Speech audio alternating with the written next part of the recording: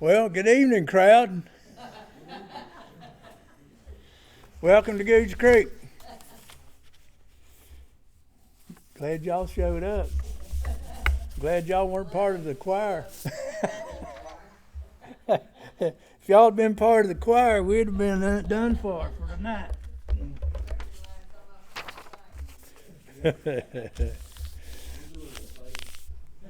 All right. Well, we're gonna bypass the 2 songs, 4 verses each tonight, and go with we'll go through the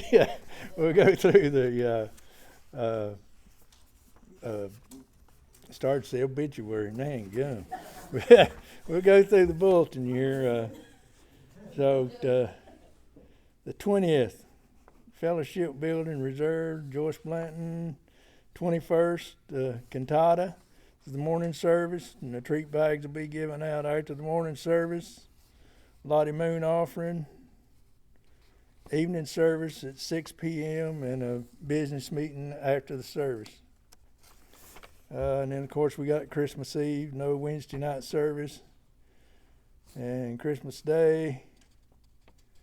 And the 31st, we're going to have a New Year's Eve service at 7 o'clock p.m. They canceled that. What? They canceled the, Scratch? the regular service, yeah.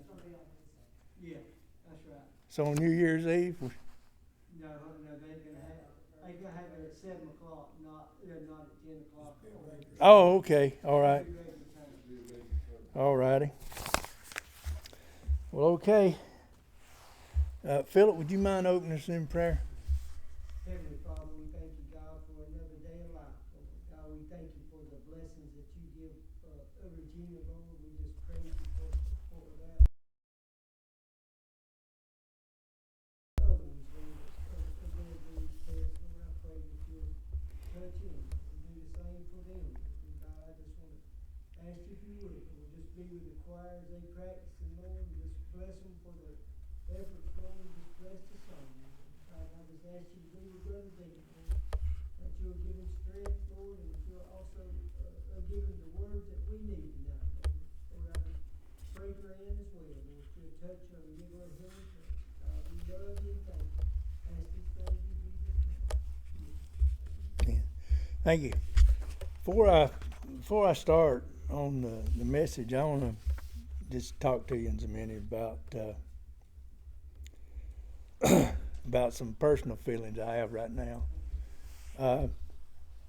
Preacher Dale asked me about a month ago if I would do this on this night tonight, and I agreed to do it, and I already had a message planned, and but God woke me up and sent me to my office to study, and I couldn't study that plan I already had it made. He put it in my heart to do the message I'm going to do tonight. But since then, it's been a month. Ann and I have been sick just about every day of that time. We get a little bit better, we get a lot worse. We get a little bit better, we get a lot worse. The whole time I've been trying to prepare this message for tonight. I've been in the emergency room twice. Ann's been in the emergency room. We've been urgent care 3 times. I believe in my heart that the devil has been trying to keep me from being able to prepare this message. So I've tried extra hard to prepare it, and I hope y'all enjoy it tonight, and I hope we can all have a conversation and we can all get something out of it. But it's been tough on me and Ann. I'm hoping we're going to get well after tonight, because the devil ain't put this off. He ain't been able to keep me from coming and doing this message. Title of the message is Outside the Ark, Outside Grace. So we're going to deal mostly in the first half of this message is going to be in Genesis 6:3 or 6, all the verses in 6. But before I start before I start the message of the outside the ark, I want to go ahead and read Jesus' warning to you, because we'll get to those in more detail here shortly. So Jesus warned us. He warned the sinners.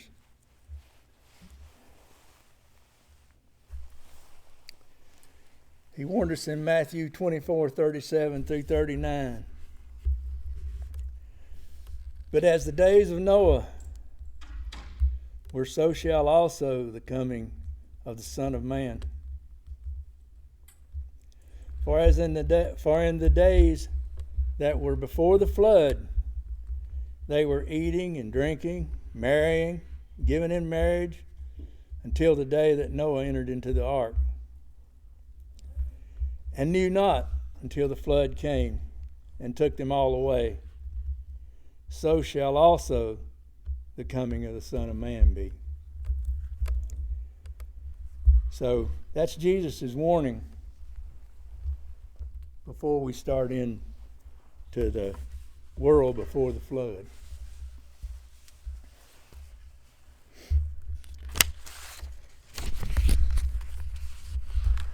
So in Genesis 6:1 and 2,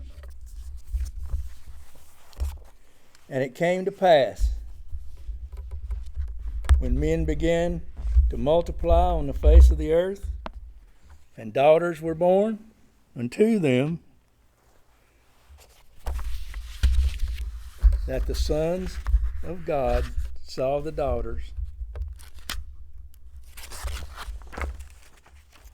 of men, and they were fair, and they took them as wives, all in which they chose. So let's talk about that a minute. So the sons of God are angels. Some say they're the fallen angels, and they are. But they group together,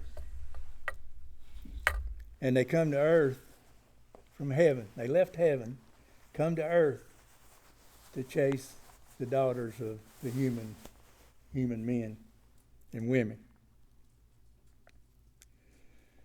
So think about that. You're in heaven. You're in heaven. You're with the Lord. You're enjoying yourself.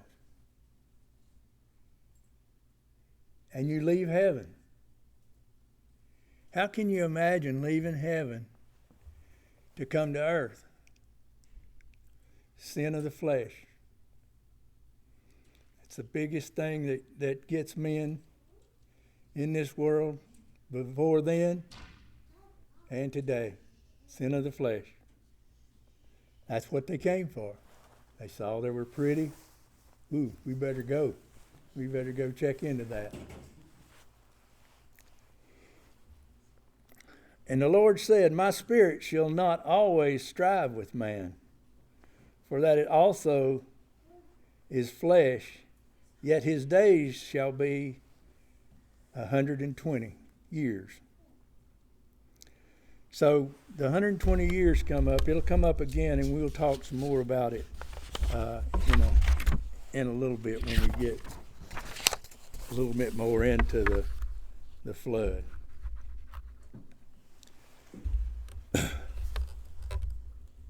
Genesis 6:4. There were giants in the earth in those days, and also after that, when the sons of God came unto the daughters of men, and they bare children with them, the same because mighty men which were old men of renown.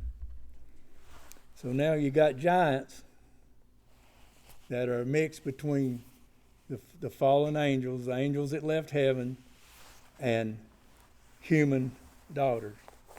So I wanted to go down a rabbit hole right here and start talking about the giants and all that, but I can't. If I do, we won't get through. Maybe we can come back to it.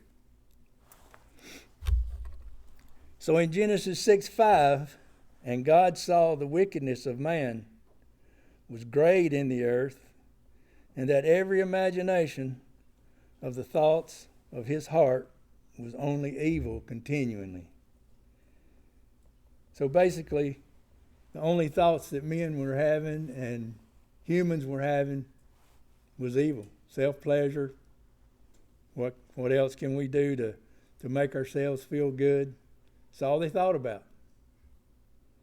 Nobody was worshiping God. Only one. We'll talk about him in a minute. The earth also was corrupt before God, and the earth was filled with violence. Sound familiar? And God looked upon the earth, and behold, it was corrupt, for all flesh had corrupted his way upon the earth. So the way God had intended it to be was corrupt now. Now, do you think God was sad because he created us and created the earth? Not where I could find that he was. You disappointed? Disappointed in the beings he created, the humans he had created, and disappointed in his angels. And this takes us back to 2 Peter 2 and 4 and 5, which will take us into something later. It says, "For if God spared not the angels that sinned, but cast them down to hell, and delivered them into chains and darkness to be reserved unto judgment, and spared not the old world, but saved Noah, the eighth person, a preacher of righteousness, bringing in the flood upon the world of ungodly." So God didn't kill the angels that came down, the sons of man, because we'll find out a little bit later that angels can't die. Now this is all after Satan had already come down 15,000 years ago and before this brought his group of angels down, but they all wound up being demons and the ones that torment us now. And Satan was still able to pass back and forth to go back to heaven and talk to God and to cause trouble. But I'll read the scripture here when we get into the other part about why we don't think that angels can die. So section 2 is about Noah and his family. We'll talk about them before we get into the flood. So excuse me. So in Genesis 6, 8, and 9, "But Noah found grace in the eyes of the Lord. These are the generations of Noah. Noah was just a man and perfect in his generations, and Noah walked with God." Now, does that mean Noah was perfect like Jesus was perfect? No. Noah was a sinner too. But at that time, in that generation, Noah was the only person, him and his family, that was following God and had found grace in the eyes of the Lord. So think about that. Out of the whole world, only one person was preaching and talking about the Lord. He was only preaching to his family. He tried preaching, nobody listened. I'm sure they all mocked him and made fun of him. But so in Genesis 6:13, "And God said unto Noah, The end of all flesh is come before me, for the earth is filled with violence through them, and behold, I will destroy them with the earth." So now, do you think Noah's heart kind of dropped right there when he said he was going to destroy the whole earth? But he come back and told him in 6:18, "But with thee I will establish my covenant, and thou shalt come into the ark, thou and thy sons and thy wife and thy sons' wives with thee." So Noah was able to breathe a little heavier again, but he wasn't sure what all he was going to wind up having to do. So we'll move to section 3. I'm moving through this probably fairly quick, but I want to get to the good part, if there is a good part.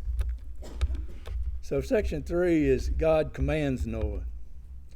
And the Lord said, My spirit shall not always strive with man, for that he also is flesh, yet his days shall be 120 years.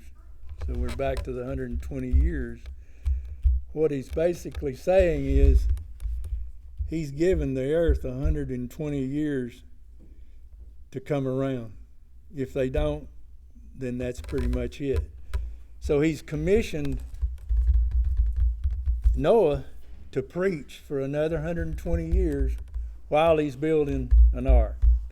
So in Genesis 6:14 through 16, make thee an ark of gopher wood, rooms shalt thou make in the ark, and shalt pitch it within and without with pitch. So there's two meanings to pitch. Pitch is a tar-like mix to seal the ark and waterproof it. Second is atonement. Pitch, another definition for pitch is atonement. It's a Greek word for atonement.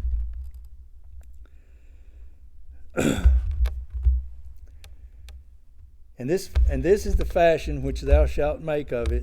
The length of the ark shall be 300 cubits, the breadth of it 50 cubits, and the height 30 cubits. A window shall thou make to the ark, and in the cubit shalt thou finish it above, and the door of the ark shalt thou set in the side thereof, shall lower second and third stories shalt thou make it. So he's laid out to Noah how he wants this. So let's think about that ark for a second. The ark had one door, one way in. The only way to be saved is to be inside that ark, because everything else is going to die. Every living thing is going to die. So, one way in. Salvation's inside. No one's looking for it except for Noah and his family. Thus did Noah according to all that God had commanded, and so he did. Now this is a study. If y'all got questions or if there's things you want to stop and talk about, stop me. That'll help me too. So section 4 is short. God shuts the door. And they that went in male and female, all flesh, as God had commanded. All the animals, everything is in the ark. Even Noah and his family, they're in the ark. And the Lord shut the door. It's too late for anybody else. The door doesn't open again until it's time for Noah and them to get out. So judgment begins. We're in judgment now. The rain came, 40 days, 40 nights. Covered all the land, even the mountains. Took 150 days for the water to go down after it came up.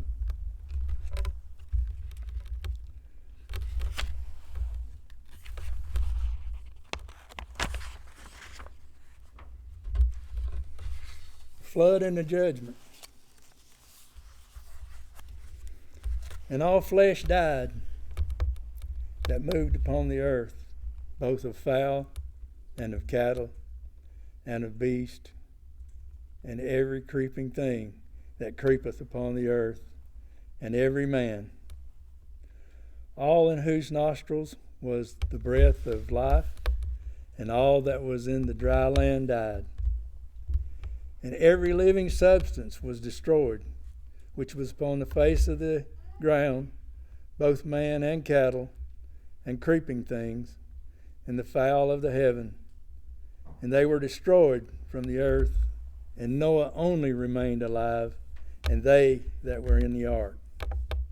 No life on earth, all dead. So think about that. Does that mean even like the ocean animals too? Is that Everything, fish, everything died. That's where the fish was, in the ocean, they didn't come into the water. right? I know, but I'm saying like, I guess I never thought about that, but like everything on the land, of course died, but you would think like if they was in the ocean. Do you think there was more a water. Do you think there was an ocean back then? It was all I water. don't know. They had to be, because there was ocean animals. So I don't know. Well, Noah had every living thing on the ark. I couldn't find where anything lived. Well, he didn't say anything at all about the fish. No, he never mentioned fish. That's true. He didn't mention fish. So I guess all the ocean life just got wiped out and started over. I don't know if that was creation fish, or part of it at the end. Well, you just think about all the dead that went in the water. Yeah. Everything that was on earth that was alive died, went in the water. So I think everything was probably destroyed. But that's me. I don't know. I didn't see that in there.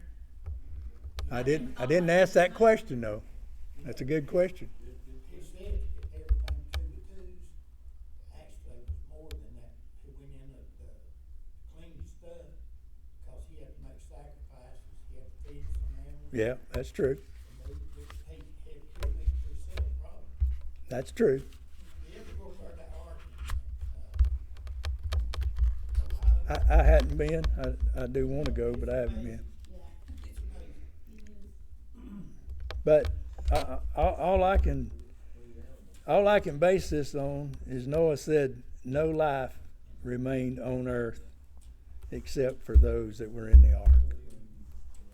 And you wouldn't think you could put animals that had to be in water in the ark.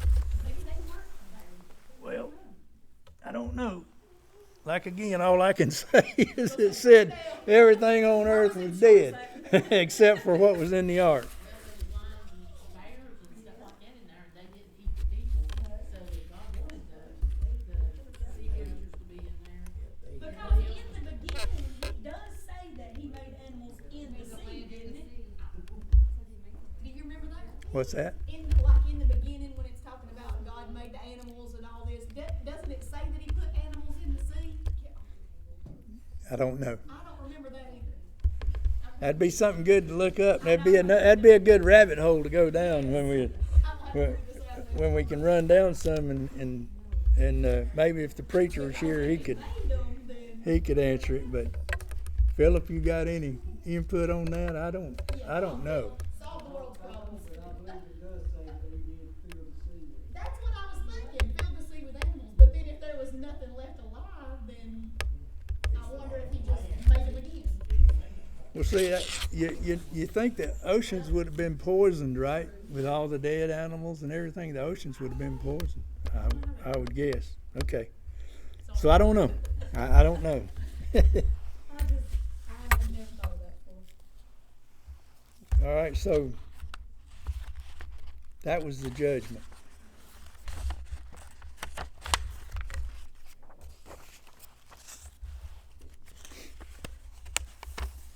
We're getting ready to get into the world today, and that's the part I really wanted to get into.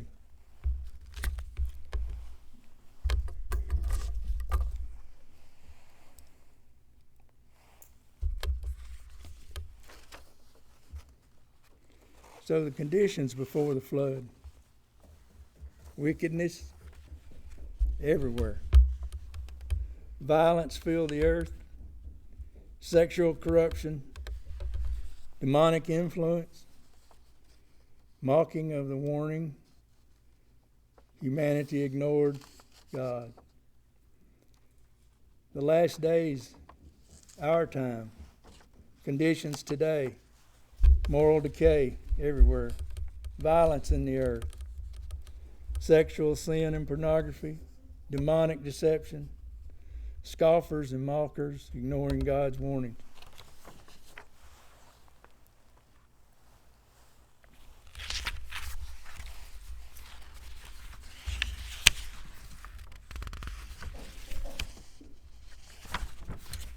Got a good bit I want to talk about in this section. Because we can't do anything about this first part we talked about. We can't do anything about what happened to Noah and what Noah and them did. But the world today, we can do something about. So if we look at again, we go back to Jesus' warning that I read when we first start with. But as the days of Noah were, so also the coming of the Son of Man be. For as the days that were before the flood, they were eating and drinking, marrying and giving marriage, until the day that Noah entered into the ark, and knew not until the flood came and took them all away. So shall also the coming of the Son of Man be. So if we look at the world today compared to the days of Noah, we've come full circle into the warning of Jesus. The world's corrupt, violence, killings in all parts of the world. The world is turning on Israel. Earthquakes, storms, flooding, volcano eruptions with fire. Man obsessed with their own pleasure and sins of the flesh. Babies being killed by the thousands with no remorse, just celebration. People don't attend the church, and the churches are closing doors. Churches are selling out to the sensationalism and not preaching the hard message about hell and how real hell is. Hell is real, and we don't really talk about it that much. False prophets are in our pulpits now preaching good feelings. You won't feel good when you leave. People have lost respect for the pulpit. It's okay to just wear something that you would wear around the house if you proclaim to be a preacher. Nobody cares that you're wearing just things that you would wear around the house. The young people love it. They like to see you up there in an old dirty t-shirt and stuff. That's the wrong message for young people. They need to know to respect the pulpit. A lot of times we don't sing the hymns. We sing hip-hop praise music that sounds like a rock concert. Not at Gooch Creek. I'm not talking about us. But it's everywhere. All you have to do is turn on the TV on Sunday morning if you can find anything that even deals with the church. So now I'm going to slow back down again because I know we have more than likely some of the things we'll talk about will probably upset some people. Of course, we'll know who's upset because there ain't that many of us here tonight, right? So maybe if we're upset, we can get it fixed before we get out. So we'll go to 2 Timothy 3:1-5. This know also that in the last days perilous times shall come. For men shall be lovers of their own selves, covetous, boasters, proud, blasphemers, disobedient to parents, unthankful, unholy, without natural affection, truce breakers, false accusers, incontinent, fierce, despisers of those that are good, traitors, headly, high-minded, lovers of pleasure more than lovers of God, having a form of godliness but denying the power thereof. From such a turn away.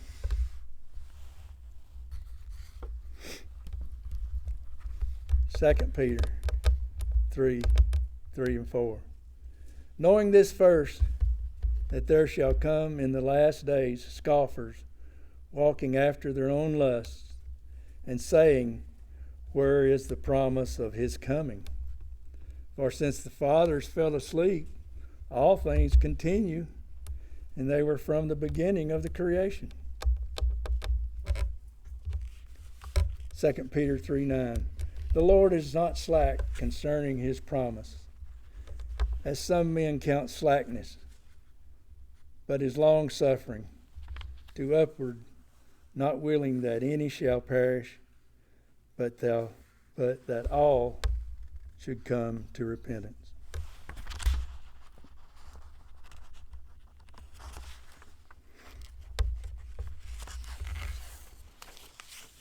Jesus saith unto him, I am the way, the truth, and the life. No man cometh unto the Father but by me. Neither is there salvation in any other, for there is none other name under heaven given among men whereby we must be saved. So now let's talk about some other things. Let's talk about the devil's tools.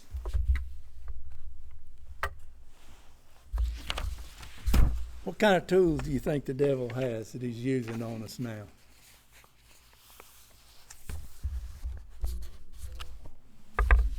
Social media. You're naming them. Pornography, Alcohol. alcohol. So knowing all the devil's vices, or not his vices, see, think about, let's just say I'm the devil. I hope I'm not, but let's just say I'm the devil.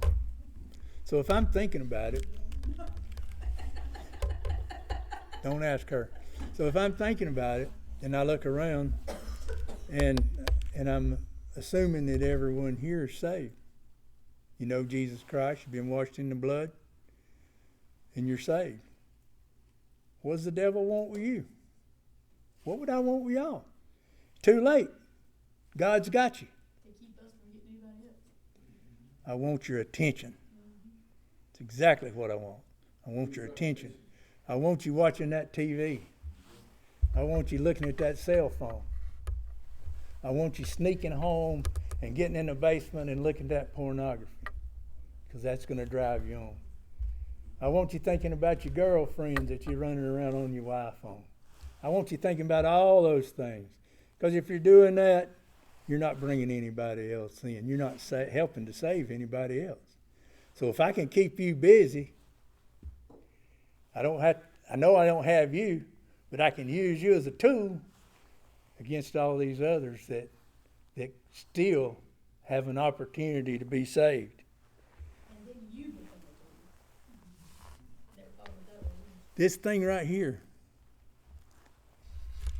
I'm telling you, this thing right here, it's a good thing when you use it for good things, but it can keep your attention. It can keep your attention. You just think about when we're sitting in church on Sunday morning, Sunday night, Wednesday night, and you look around and you see the people with their phone. I got it hid out. They can't nobody see this. The preacher and Miss Teresa they can't see me looking at my phone now. I got it hid pretty good. Yeah. Who am I hiding it from? You're hiding it from the preacher and Miss Teresa and the other church members. What good's that do you? God's watching you. You can't hide it from God. You're hiding it from the wrong people. So, I mean, it's like, it's almost funny if it isn't so sad. So what if we're sitting there playing with our phone and the trumpet blows and we don't happen to hear it because we're looking at the phone and not paying attention? Because we're supposed to be watching, right? We're supposed to be watching. The Lord's coming. We ain't watching, we might miss him. we're playing with the phone, we might be stuck here playing with the phone and no no interception on it after he takes his and leaves. Things are going to get rough. They're going to get real rough. They may still get rough before he comes and gets us, just to give us a little taste. So I worry. I worry about our kids. I worry about our church family. I worry about my family. I worry about the people I see that I work with, that I've worked with in the past. And it hurts. I'll tell you a little story about when I was a young man at Prospect Baptist Church. Prospect had those side wings. If you've never been in Prospect and don't know how it is, but they had the hall in the side wings, and all you wanted to do was get big enough that you could sit with your buddies. But you didn't have to sit with your mom and daddy.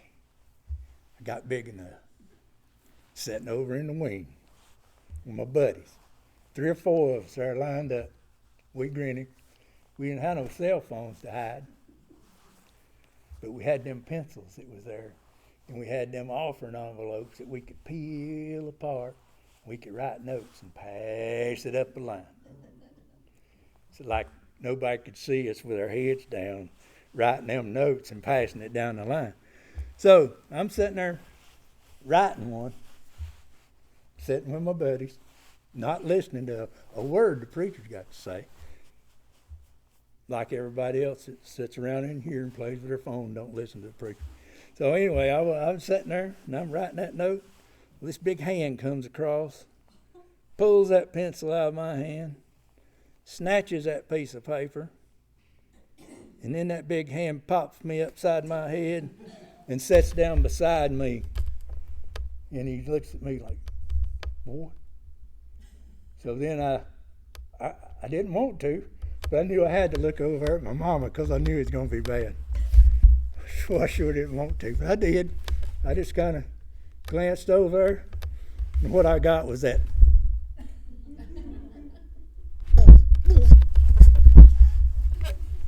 So I looked back down real quick. So guess who didn't write no more notes? And guess who didn't get set with his buddies for a few weeks? Guess who was back with Mom? But yeah, it's tough. And it's tough on our young people. That's why I worry about them so much. We got a good group of young people here, a great group of young people. But they are young people. They're young people. I'll say it again, they're young people. Young people gets different things on their minds at different times. They get the girls on their mind. They get the boys on their mind. And whatever it is on their mind, they're texting back and forth in church when they're not listening to the preacher. But they're hiding it. Preacher don't know it. Preacher don't know they're doing that. Him and Teresa don't know that. And we probably shouldn't say nothing about it. But I worry. And because you know he's got his angels and his demons. They're out there. They're after all of us. Can't get us. They're after our attention. And I didn't make it an hour, but if we had to sing 2 songs and 4 verses each, we'd have probably made it. But is there anything anybody else wants to discuss or talk about that we've talked about tonight? I want you to talk about the Johnsons. All right, let me get one of my rabbit hole notes out here. Bear with me.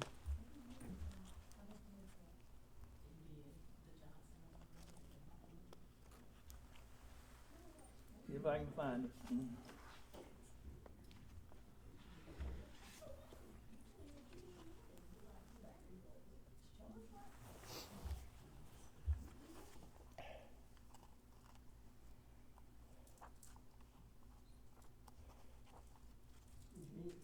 While you're looking, I'm gonna say, years ago, you would never think about pulling a cell phone out in church. And, this, it's probably, if we all raised our hand and been honest to God, we've all done it. And it's really sad. Oh, It's sad, and I tell you, I thank you for saying it, because I'm the person to raise my hand as much as I'm against it.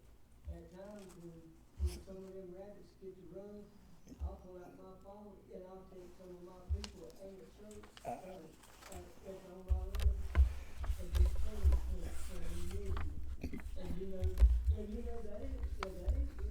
That ain't really ain't good, because, I remember, one time if you didn't even pull a phone out. yeah. But I'm the same thing. So I've not pointed out anything that I'm not guilty of. Yeah, that's good, that's what I'm saying, I was the first. And it's so easy to like get sucked in, you know, like I don't play on my phone in church, but sometimes somebody will text me, and you know, I gotta read it, you know, right now, I gotta read it, and then I better respond, because, you know, I'm gonna forget, and the rest will be like, get out your phone, and I'm like, I'm just responding to this text, he's like, you ain't gotta do that. I was just when I was a teenager, maybe, but, my sister sitting on the back row of the church, and a bunch of guys outside, coming outside church, hot motion, throwing stuff like that. My daddy, mom knows the tourist spot. No, better man, got a picture around there, he acting like that, if I did. He said in church, you know, the boys out there at church. They just told me. All right, so I can't find my notes on it, but I'll tell you what I can remember, and that'll be a rabbit we can come back and run one day. So the giants, they were the children of the sons of God, fallen angels, and human women. Nephilim, I believe, is what they call them, and they all died in the flood, but they were like 8, 10 foot, 15 foot tall. These were like really, really tall ones. Giants like we would know that. Yeah, giants like Today. not like we see playing basketball, but like bigger than that. Well, how about the lion? Just look, think about that. They were all giants when David was up. Yeah, they call them giants. Yeah, David's brother, what David did, Jewish brother did.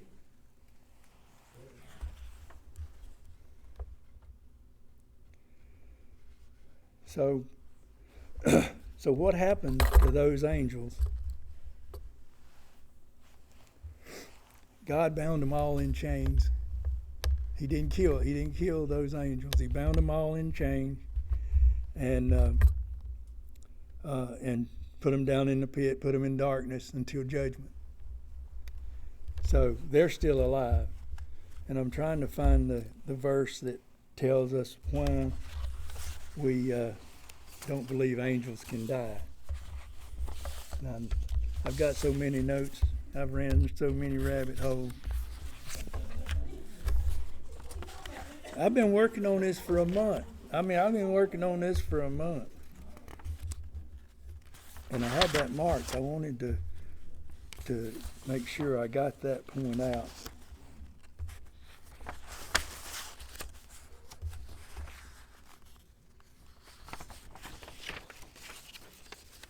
There is one key thing to remember while I'm scratching through all this.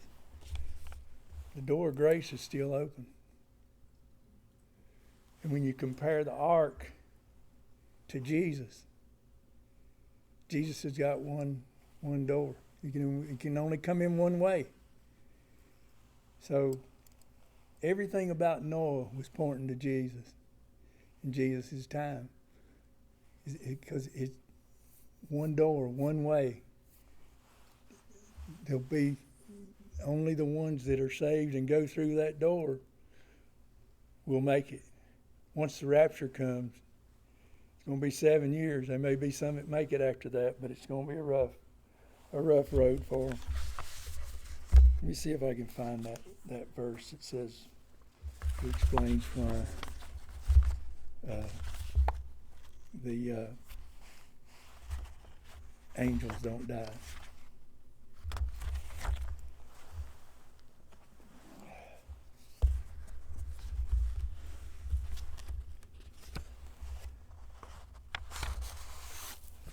Okay, it's Luke 20:36, and here's the full verse. It's Jesus talking. Neither can they die anymore, for they are equal unto the angels. And he's talking about the dead in Christ that's coming back. Neither can they die anymore, for they are equal unto the angels, and are the children of God, being the children of the resurrection. So he's comparing the people, us, to angels. Says we'll never die again, but as angels. So that's the verse that makes you believe that angels can't die, and he didn't kill those angels, and so that's why I thought that was the thing. But the giants did. All the offsprings of the humans and the angels, they all died in the flood.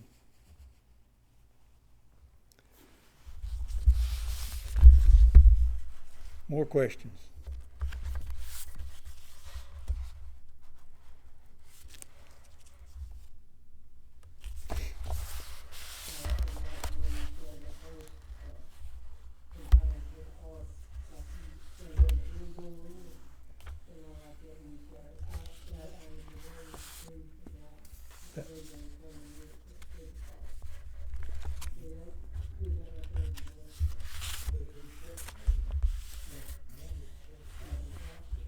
Exactly.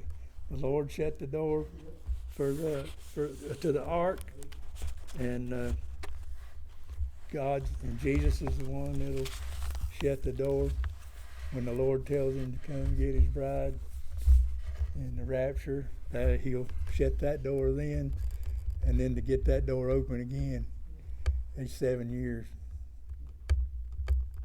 And I do believe there's some that can be saved after that, but I'm not sure how many or how that's going to work out. I don't think I'm going to wait and try to find out. I want to catch that first ride. More questions? Grover, you being awful quiet back there. I met a fellow who claimed to be a Nephilim, and I had a long little conversation with him. Not really sure if he's correct, but he walks around between Waffle House and Forest City and Walmart back and forth. And carries what he lives in with him. Kind of different. Claims to be what? Nephilim. What is it?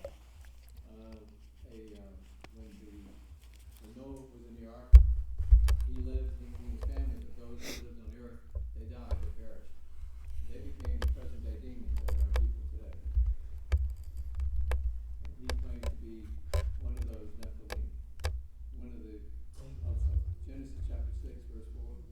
Genesis chapter 6. I thought they died in the flood. I thought it. Spirits became, they inhabited, their spirits then left, when they died in blood, their spirits inhabited people.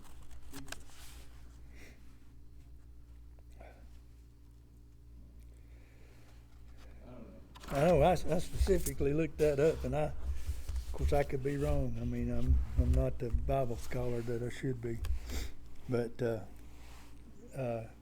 because I was looking into that, like if he let the fallen angels live, why did he kill? You know, he killed their offsprings, and they died in the flood. And I don't know where.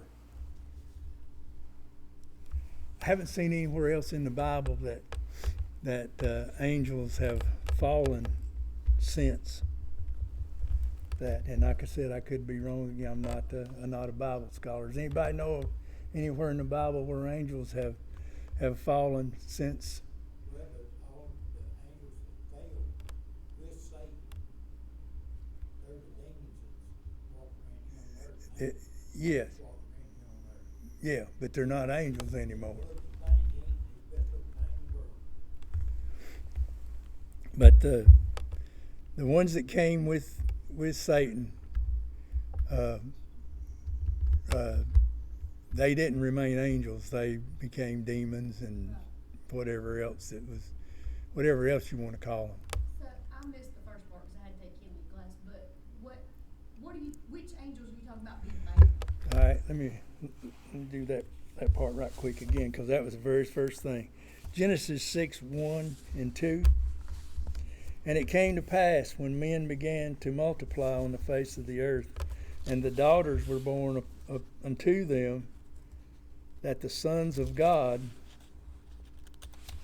which is angels,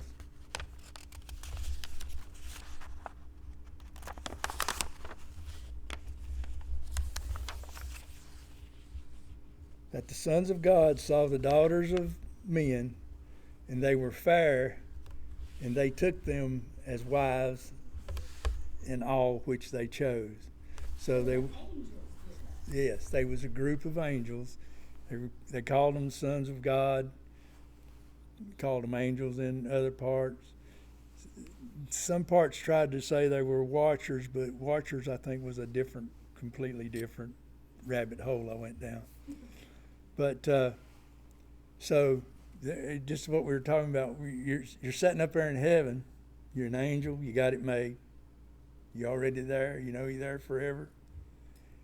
But you're looking down on the earth and you see those pretty women. And a group of them decided we need to go down to the earth and take these women. And they actually had children with the women? Yes, that's the Nephilim, the giants. Yeah, their children turned out to be the giants. But that was the first part. That was the very first part where the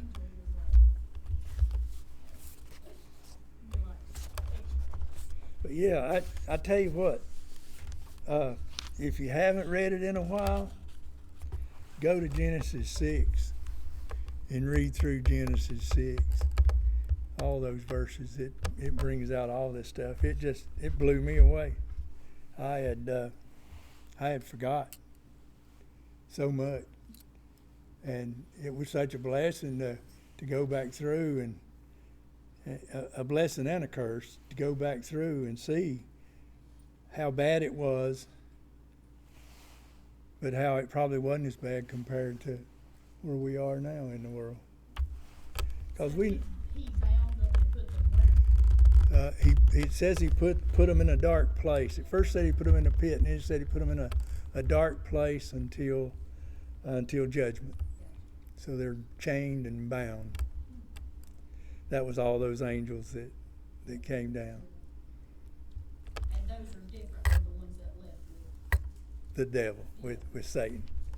Satan took a third of the angels with him, but they didn't remain angels once they come to earth. They became his demons and his henchmen. But Jesus is coming. I mean, that's something, we can't dispute. He's coming. So, has anybody else got any other questions?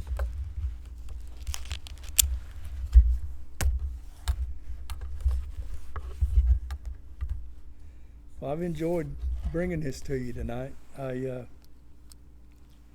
just a lot. It's a lot to try to get through. I had went through so much stuff. Like I said, I've been working on it for a month, and it was just hard to get through all. And but I'm glad y'all got to come, and I'm glad I got to at least go through it.